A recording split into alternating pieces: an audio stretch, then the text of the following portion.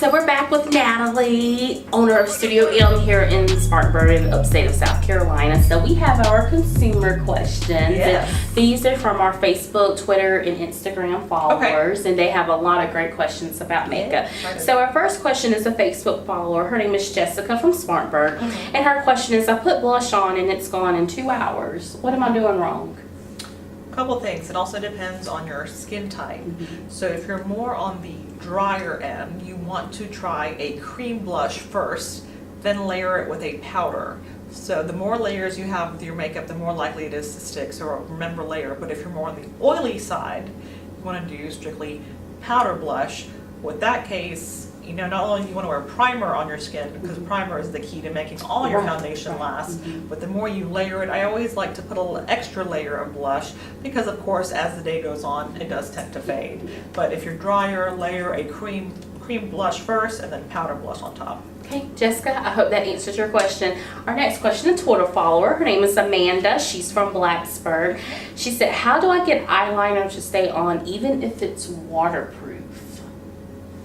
That really depends. Sometimes a lot of women like to wear liner on the inside of their eye. And sometimes when you layer water, even though it's waterproof, it's kind of like an oxymoron because you're putting liner in a wet area. So if you're going to be doing it on the inside of your eye, make sure it is waterproof and then set it with a little bit of black shadow, some black powder. You want to set it in there. Just be really careful about getting it in your eye. I prefer a liquid liner on top, a liquid or a gel, because I feel like that's not going to smudge or hit the upper lid. And for the bottom, if you decide to do a pencil and just set it with powder, that gives it that extra layer. Like I said in the first question, layer is key. Gotcha.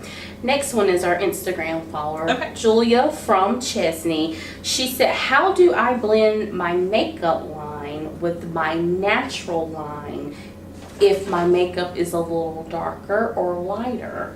Blend as much as you can. Just when you think you've blended enough, keep going. If you have a line here, I always like to blend my foundation down into the neck.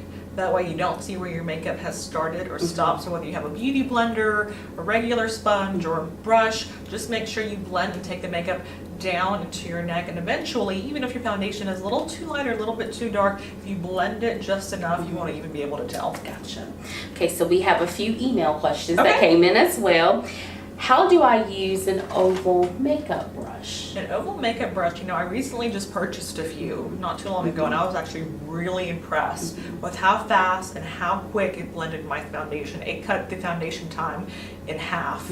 You literally just want to circle it around your face. It is seamless. It doesn't leave any lines behind. It blended it flawlessly. So just, I always say short circular motions and just keep blending it downwards. Okay.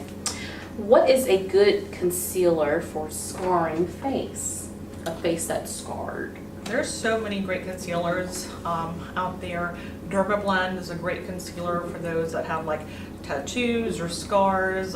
Kat Von D, she's also got some really good heavy duty concealers, and as well as Makeup Forever. Gotcha. Okay.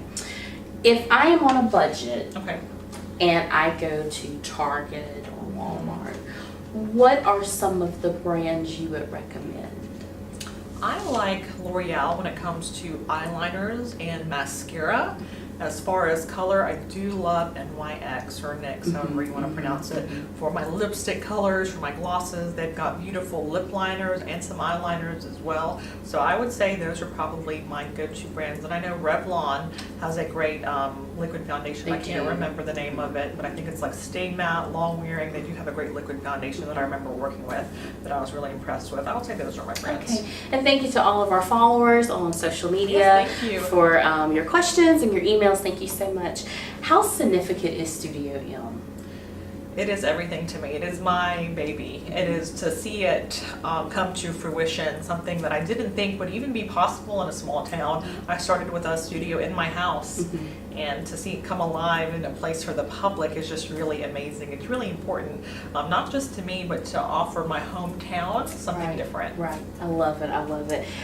How can clients go about booking an appointment, having makeup parties? How can they follow you on Instagram or social media, whatever? Yeah, so my Instagram is just MakeupByMarzouca, and that's also my website is www.makeupbymarzouca.com. There is my number. You can either call me, and there's also a place for you to leave your name.